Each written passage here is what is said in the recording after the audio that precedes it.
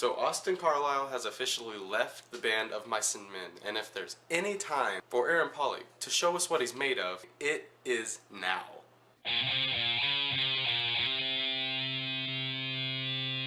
Defy.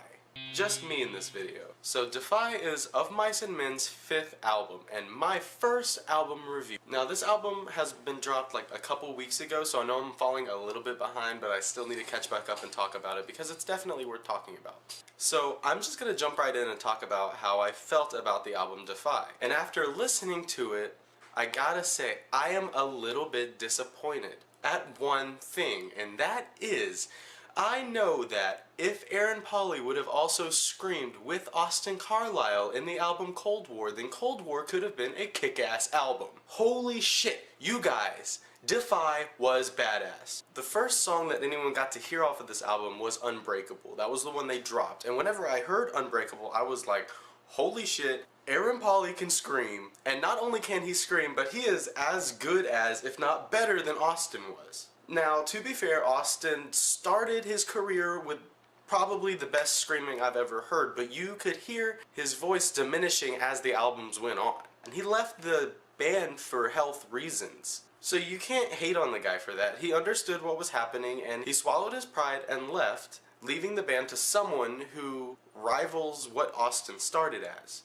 And one gripe that I have about a majority of albums that are released nowadays is that whenever they drop their first like 3 or 4 songs before the albums drop, those 4 songs are awesome, and then the rest of the album just kind of feels bland compared to those songs that were released. But that's not the case with this album. In this album in particular, there were songs released with the album that I liked more than any of the songs released before the album. And now that I've heard the album as a whole, I can say like 5 songs stand out. And like 80% of that is due to Aaron Pauli. The dude's proven to be a good singer, but holy shit, his screams and his growls, and why he hasn't done that till now, I don't fucking know. But this sets Of Mice and Men on this whole new course, because if you go through the albums, I feel like the first album was a good, solid Screamo album, and then the second album was phenomenal. The Flood was fucking great. I thought that album was awesome. And then Shaylee left the band, and then they got Aaron, and then it was Austin and Aaron, and they came out with Restoring Force. And although it kind of changed the pace a little bit for Of Mice and Men, I feel like the album was still really good and better than their first one. And then they came out with Cold War, and that album just flat out was boring and wasted potential. And now we have the best album that we've gotten since The Flood. Now, is this album better than The Flood? No, but let's be honest, The Flood is like a near perfect metalcore album, like just about everything a metalcore fan could ask for.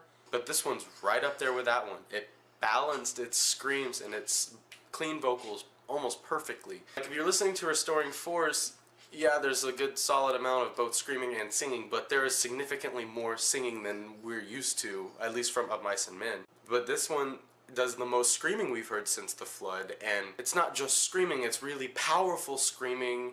And I gotta say, this album made me headbang more than The Flood did or any other album that Of Mice and Men has done so far. And that is one of the most important things about a metal album, in my opinion, is will it make me headbang while listening to it? And this one did in like so many songs. Instincts is badass. Sunflower is badass. Forever YDGN or You Diggin' is badass. How Will You Live is badass. This album is packed with badass songs. And once the song's over, that's making you headbang so hard that you're sweaty, they will play a song that will make you feel more balanced because it's supplying you with a really beautiful melody and probably some of the best vocal work that Aaron Pauli has done so far. Now, the album's not perfect. There are a couple of little minor complaints that I have about the album. One of them is that not 100% of the album is solid. There's a couple of songs that I feel like fell kind of flat. Now, don't hate. That doesn't mean I don't like these songs. I like all the songs on the album, but some of them were just kind of there. I don't find myself listening to the song On the Inside a whole lot. Or the song Vertigo. They didn't really stand out too much in my eyes. But every other song on the album, including their cover of Money by Pink Floyd, was solid and fucking cool. And I don't care. I called this a metal album. And I know that if anyone watches this, you're probably gonna hate on me because, actually, it's metalcore. Fuck you. Eat a dick. It's metal. I don't care about the little subgenres. Another minor flaw I have with this album is the same flaw that the past 3 albums have. And that is, its organization is a little weird because it always ends with a really slow song. They have been doing this since The Flood, and I don't know why. At the end of every album, it makes me feel kind of unfulfilled in a way, almost like it's anticlimactic. Now don't get me wrong, If We Were Ghosts was a beautiful song. I just think that putting it as the last song of the album is just a little weird, and I haven't liked it. I didn't like it when they did it with The Flood. I don't like it when they do it now. That's not really a negative to the album, it's just kind of worth addressing. Now, with these little minor differences aside, Defy is still a fucking kick-ass album and definitely worth listening to if you're a fan of metal at all. I said in my last review of a movie, if a movie or an album gets the highest rating, I was going to reveal it then. Well, you're getting it now. Of Mice and Men, Defy is an absolute masterpiece. Now, the rating system for albums is going to be very similar to the rating system of movies. Absolute Masterpiece is going to be the top for both. Pile of Shit is going to be the bottom for both. Working Its Way Up, they're both going to be not worth wasting so much time, better listened or watched if you're stoned.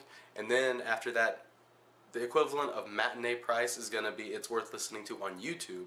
Worth watching it at full price of admission is going to be equal to worth buying on iTunes, and then you're at the top. Very similar rating systems, it'll be easy to catch on after a while. So, Defy. Have you listened to it? Have you not? Comment below and let me know. And as always, if you like what you've seen here, then go ahead and subscribe to see more.